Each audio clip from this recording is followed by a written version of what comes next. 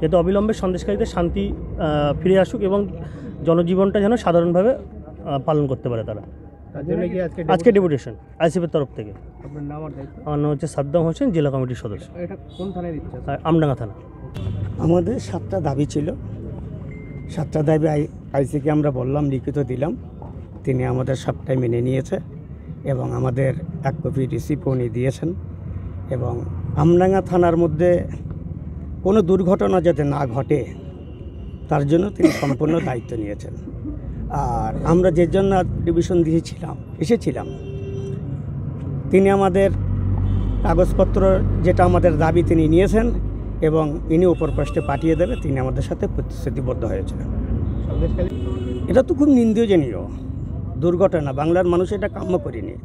একটা সাংবাদিককে অ্যারেস্ট করবে বা তাকে দুর্ভাষায় কথা বলবে, এটা বাংলার মানুষের জন্য দুঃখজনক ঘটনা।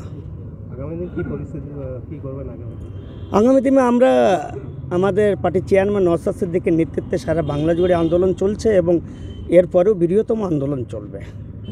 আপনার নাম? আমার নাম মোহাম্মদ কুতুবউদ্দিন।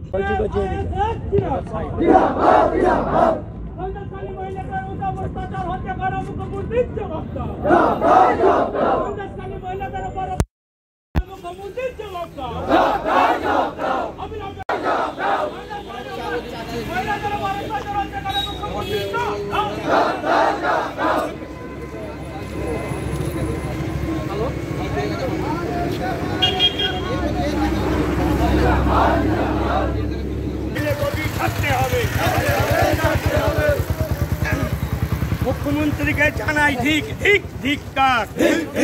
সন্দেশখালী ঘটনার জন্য মুখ্যমন্ত্রীকে জানাই ধিক্কার।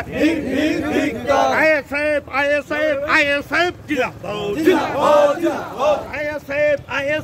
আইএসএফ জিন্দাবাদ, ইন্ডিয়ান সেকুলার ফ্রন্ট জিন্দাবাদ, আইএসএফ জিন্দাবাদ। সন্দেশখালী ঘটনার জন্য মুখ্যমন্ত্রীকে জানাই ধিক্কার। করা হলো না কেন? জবাব চাই।